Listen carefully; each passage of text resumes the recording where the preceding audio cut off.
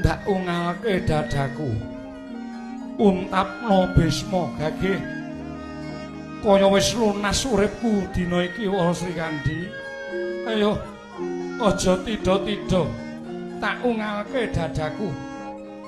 Aja kendhungunmu nyekeli laring gendhewa. Mundhak ora banter playuning panah. Kene Srikandhi tamakna pener jejantunging Poneyang supaya ndang lunas uripku ning alam padhang. Ayo Srikandhi culna laring gendhewa kuwi ndang tumancep ning dadaning Bisma Srikandhi. Mati aku. Oh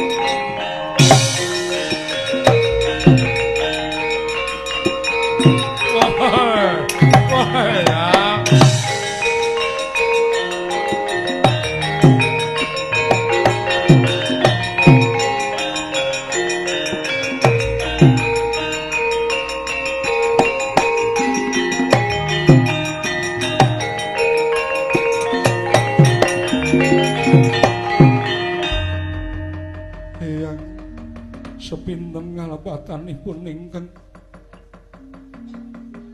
wayah pun punta kula nyuwun pangapunten Eyang.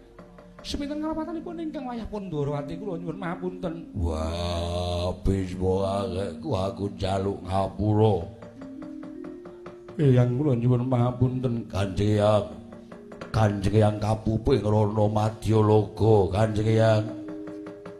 Punta Duryudana, aku tak melumah sedhela tak nyawang marang pasuryaning putu-putuku kabeh ya Nger.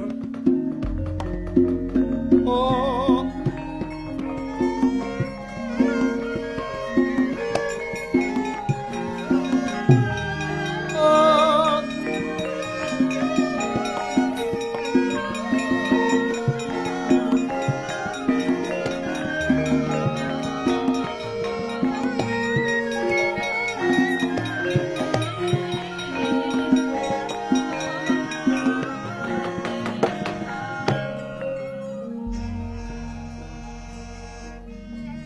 Dewa kula wonten dawuh Duryudana kula wonten dawuh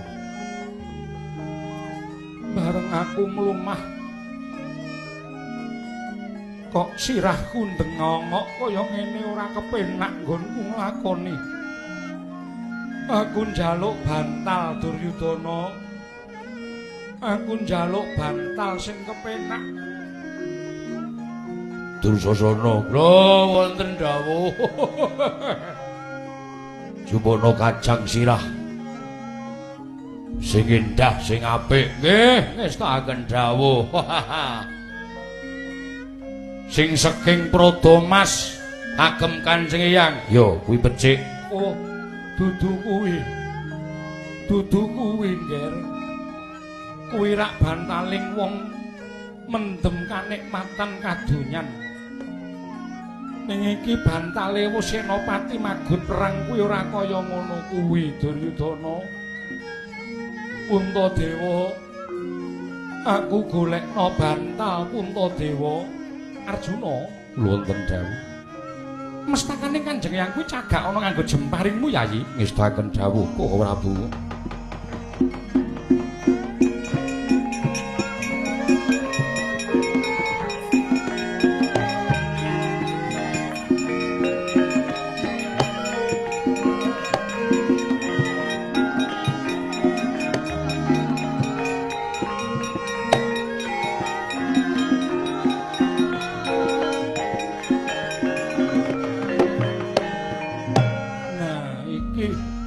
iki sing jeneng bantale wong perang iki kaya ngene iki. Inggih. Kurupati, kula aku ki wis tuwa. Maju perang kentekan tenaga aku kok ngelak. Kurupati aku jalukna umben-umben kanggo tamba salit gondangku Duryudana. Dursasana, kula wonten dawuh jupukna whisky. Wah, Nggih, oh telas, Den. sebabe pun kula entekke. Mun kantun ao. Kosek aku moh ngombe kaya ngono iki ombening wong seneng-seneng. Puntadewa aku golekno omben Arjuna. Wonten dawuh. Apa isih ana banyu ingkang kinarya ngumbah pusaka, kinarya ngumbah gegaman, ingkang kebak getih sarta kecampuran getihing mungsuh? Tasih Aturna mrene. sendika ngestakaken dawuh.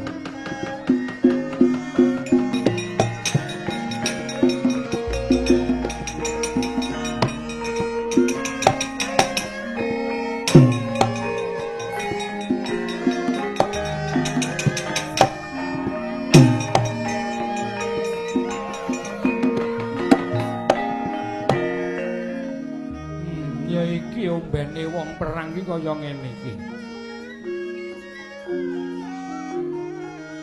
Ning nggonku gletak iki kok rasane isih panas. Duryudana, Kula sarep muter kian cangkem. aku njaluk payung ger song-song supaya iso nutupi panasing srengenge iki. Dursasana, kula golekno payung. Lak tapuk lambemu lho, kok golek payung kok cengengesan lho. Nggih, ngestakaken dawuh. Kajang anu kleru, omben-omben kleru. Payung mesti bener. Payung sing endah, sing apik, song-song gilap yen perlu. Ora butuh kuwi. Kuwi payunge wong mendem kamukten. Kamukten ning alam padang. Kresna, aku mara gage golekno payung kanggo ngiyupi aku, Kresna. Perkudara wis tanggap ing sasmita, Yayi. Yo, wis. Mangkato, kocap-kacarita. Sigra medhol Randwala sing ngagengira telung prangkul Sang Werkudara. Kagiat Prabu Duryudana. Kacihna Sang Werkudara sang ngamuk mila bubar sangganing para Sada Kurawa.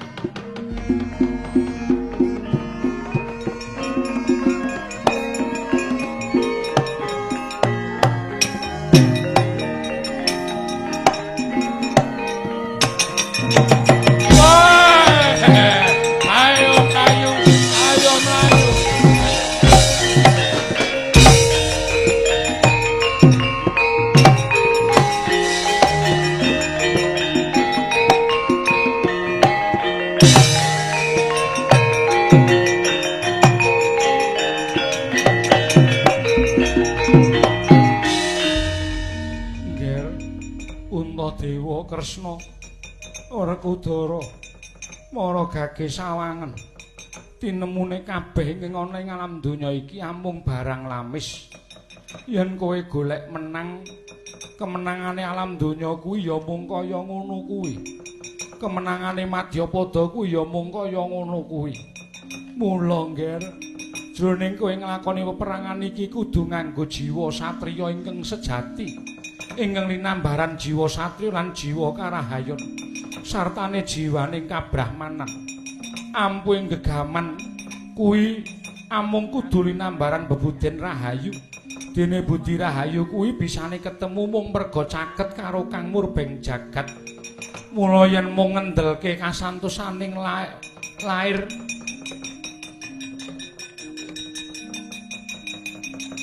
yen mung ngendhengke kasantosaning lair mesti sithik mbaka sithik bakal luntur karahayane bawur paningale dene dadine ya kaya ngene iki kowe Pandhawa lan Kurawa padha rebutan bumi warisan kang kaya mengkono nanging sejatine kang weruh perkara iki amung Pandhawa lan kowe Kresna mula aku meling karo kowe ya Ngger ana tetembungan kudu wikan sangkan ingkang dadi dedagangan kudu awas ing papan ayo angger payu wae senadyan laris iku bebasan kaya wong mancing kena ing petangira nanging luput sundukipun weh weweka dadi tuna meh larang kanggo maragati binuwang tanpa tuwas tegese perang nganggo korban larang-larang mung bakal mbok buang tanpa tuwas wong kuwi menyang endi parane mesti mung bali pangayunane Ngger wis cukup semono welingipun Eyang